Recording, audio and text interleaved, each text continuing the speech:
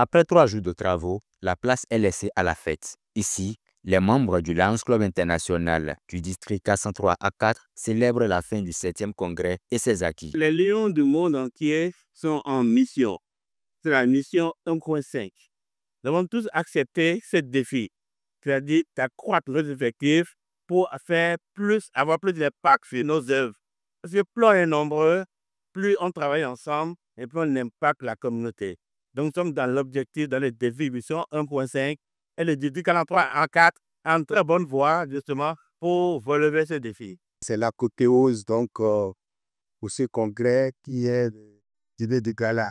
Ça a été sur le plan intellectuel, sur le plan culturel. Vraiment, ça a comblé toutes nos attentes. Ça a comblé toutes nos attentes. Nous avons élu un nouveau gouverneur. Nous avons élu 16 adjoints, c'est-à-dire le premier vice-gouverneur, le deuxième vice-gouverneur.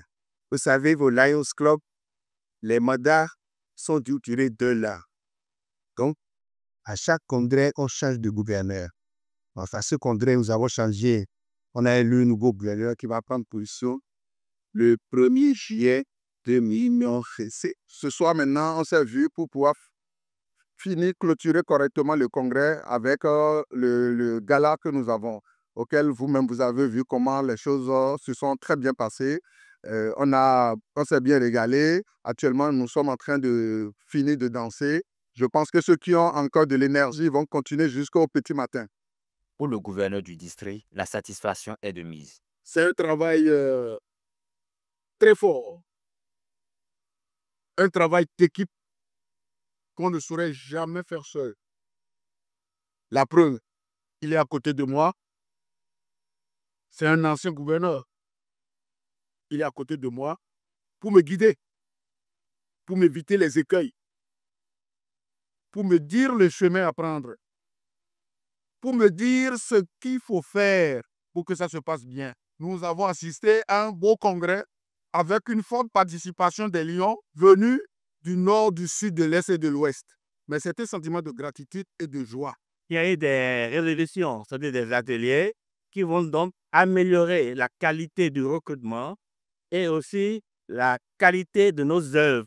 Avoir des œuvres beaucoup plus proches de la communauté. Donc, avant de faire nos œuvres, nous irons vers la communauté, connaître leurs besoins pour pouvoir mieux les impacter. Des pas de danse, de la musique live et plus encore. Ce soir, les Lions ont célébré non seulement la fin des activités d'un congrès, mais également l'anniversaire de leur gouverneur.